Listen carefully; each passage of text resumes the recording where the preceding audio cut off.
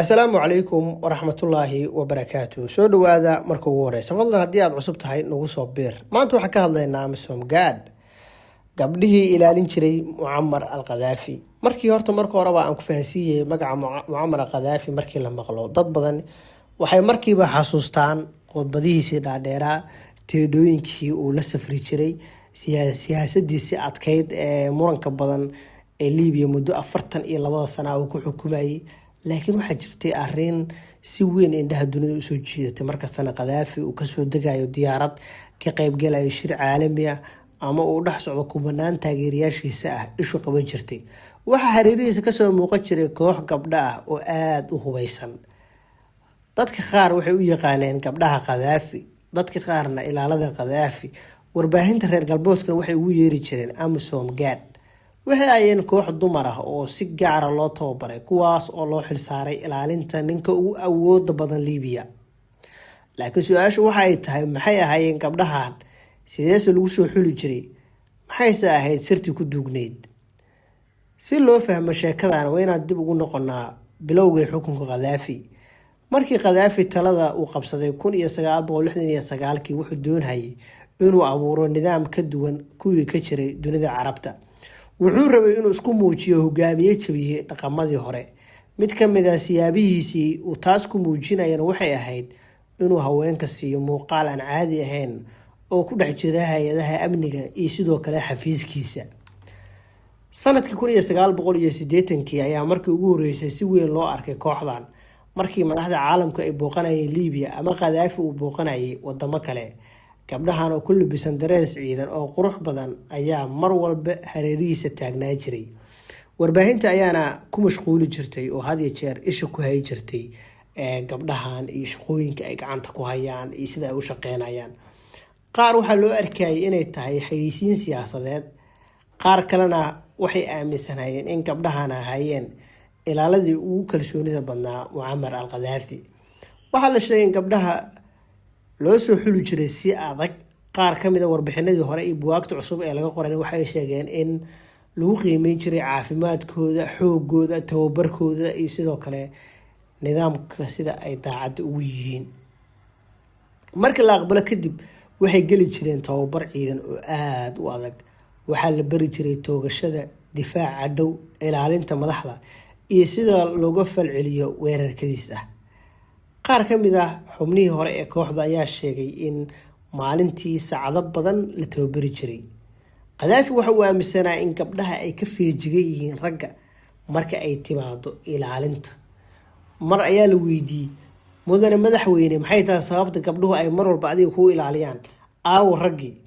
markaas ayuu ku jawaabay, qofka doonayo inuu dilo hogaamiye uu ka filayo in rag ay hubeysan ka hor yimaadaan, laakiin uusan ka filin koox dumar ah oo isku mid u tababaran inay ka hor yimaadaan, ayaa ogaan doona qiimaha gabdhaha ilaaliya.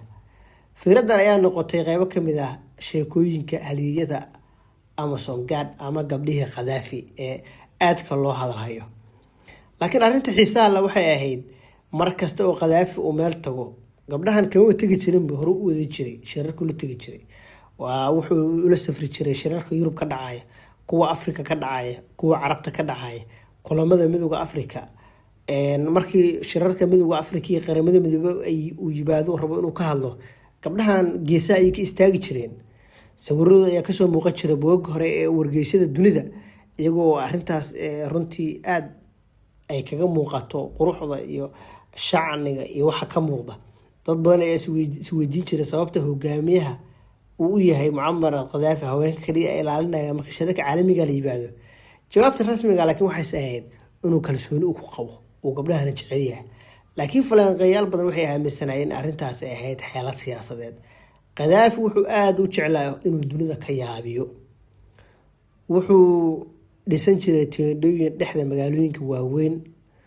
wuxuu xiran jiray dhar hogaamiyaasha oo dhan haddii isku yimaadaan xataa aysan tulo karin oo aysan xiro karin.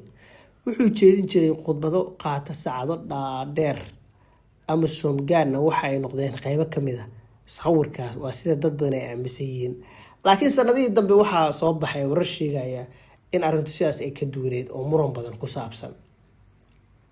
gabdhahan waxaaba la sheegaba inay ahaayeen gabdho uu si rasmi ah odagu u aaminsanaaba oo qaarkood dagaallo ay ku dhinteen oo qaarkood runtii odaga ay difaaceen oo aysan ka harinba.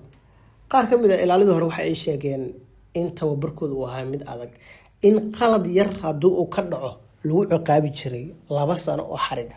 waa qalad yar. tusaale haddii lagu ballamiyo 6 saac oo maalmeed inaad shaqada soo gashid oo 6 saac 12 oo goow ah aad shaqada soo gashid, laakiin aad timaado 6 saac iyo 10 daqiiqo, macnaheedu waxay tahay in 1 sano oo xabsi ah lagu xukumayo.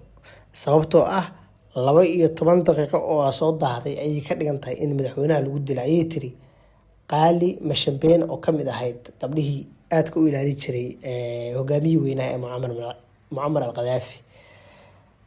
in shaqadoodu sidoo kale aysan ku ekeen ilaalada kaliya oo ay qaban jireen shaqooyin kale sida basaasida dadka odaga ka agdhow, waxyaabaha socda, dhaqdhaqaaqyada madaxtooyada dhexdooda ka socda, odaga inta lagu mashquulsan yahay dadka ku mashquulsan inay la socdaan, waxaasoo dhan bay qaban jireen. laakiin qaarkood eedamo badan ayaa loo soo jeediyay oo ah inay basaasiin ilaalada odaga ee ragga ah ay ahaayeen oo odaga markaas ay warbixin u gudbi jireen. laakiin mucamar al-qadaafi markii sanadkii 2011 xukunka laga tuuray ayaa la isweydiiyey bal kooxdii aawo. kooxdii waxa ay noqdeen kuwo adag oo hogaamiye ay ilaali jireen la dhintay.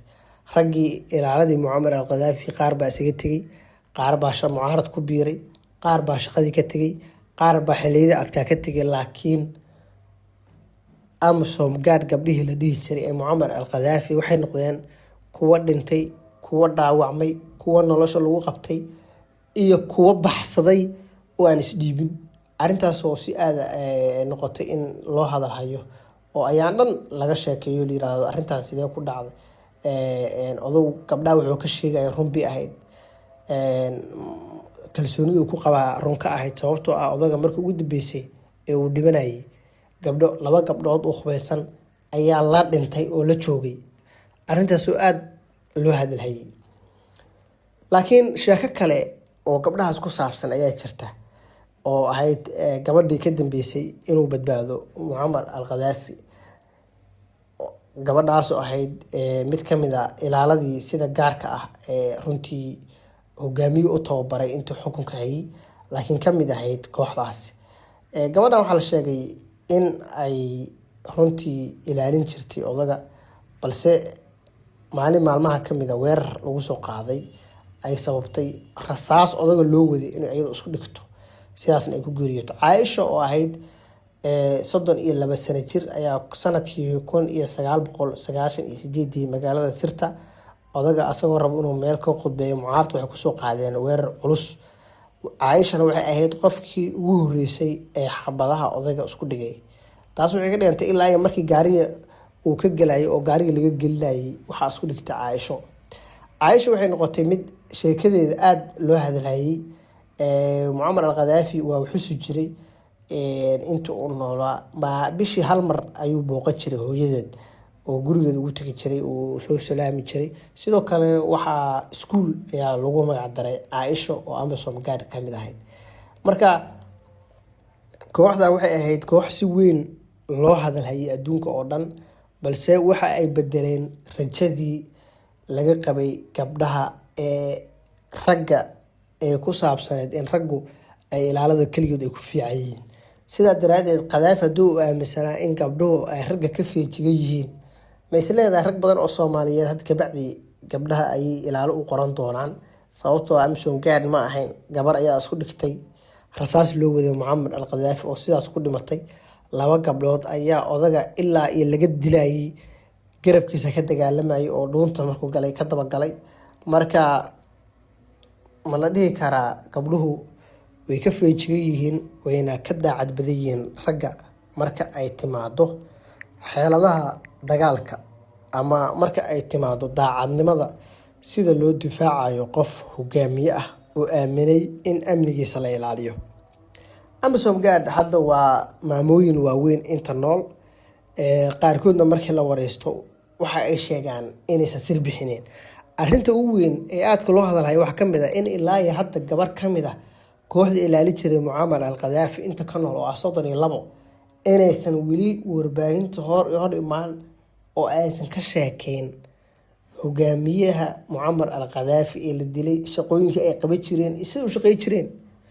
arrintaas aad loo amaano waa gabdhaha xataa sirta inay ku fiican yihiinba oo aan waxba laga soo saari karin oo weli ay ilaalinayaan sirtii qaranka ee hogaamiyihii geeriyooday ee Muammar al-Gaddafi. maanta intaas ayaan kusoo gabagabeynaa sheekada ku saabsan Amisom Guard gabdhihii ilaali jiray Muammar al-Gaddafi. fadlan haddaa nagu cusub tahay nagu soo biir wax kaloo soo wadnaa sheekooyin kale oo xiiso leh waana mahadsantihiin.